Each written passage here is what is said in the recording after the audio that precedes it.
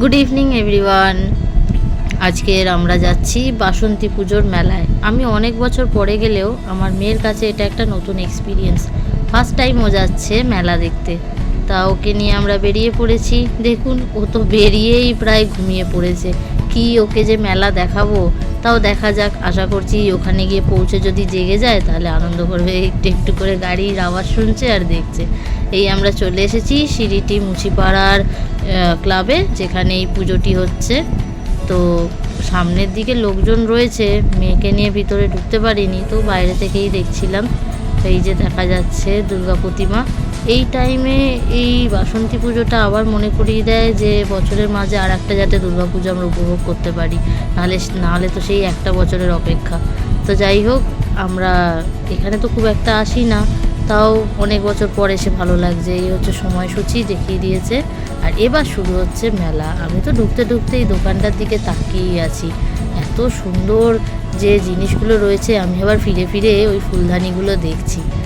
তো যাক, আজকে যেটার জন্য এসেছি সেটা তো নিতেই হবে। এসেছি মেয়ের জন্য কিছু জিনিস কিনবো, কিন্তু দেখুন মেয়ে তো পুরো ঘুমিয়ে কাত। তো দেখা যাক কি পাই। সুন্দর যদি কোনো হেয়ার ব্যান্ড বা ক্লিপ বা এরকম কিছু যদি পাই তাহলে মেয়ের জন্য কিনবো, খেলা পেলে নেবো। প্রথমবার মেলা, কিন্তু আমি তো আবার ফিরে চলে এসেছি সেই ফুলদানিগুলো দেখতে। এত সুন্দর, কিন্তু কি বলুন তো, একটু দাম কমাচ্ছিল না। তো সেটা না নিয়ে সিধা চলে এসেছি পাপড়ি চাট কাউন্টারে। সার্জারির পর এই আমি ফার্স্ট টাইম পাপড়ি চাটটা খাবো। সত্যি খুবই এক্সাইটেড লাগছে, কারণ লোকটা বানাচ্ছিলও খুব সুন্দর। একটাই তো দোকান এখানে দেওয়া পাপড়ি চাটে, সেমনি লোকজনও ভিড় ছিল। এত সুন্দর বানাচ্ছিল, সব কিছু বেশ পরিমাণ মতন দিচ্ছিল।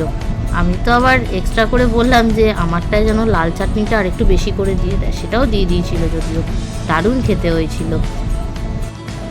তো ব্যাস, আজকের মতন আমাদের মেলা ঘোরা কমপ্লিট। দেখুন, মেলা থেকে ঘুরে যখন ফিরছি তখন আমার মেয়ে তাকিয়ে রয়েছে, যেন ওকে কি রাস্তা দেখাতে যেন নিয়ে এসেছি।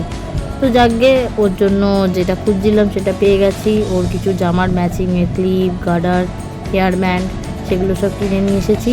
তো আপনাদের একটা দিন সময় করে নিশ্চয়ই দেখাবো। তো আজকের মতন এখানেই, গুড বাই।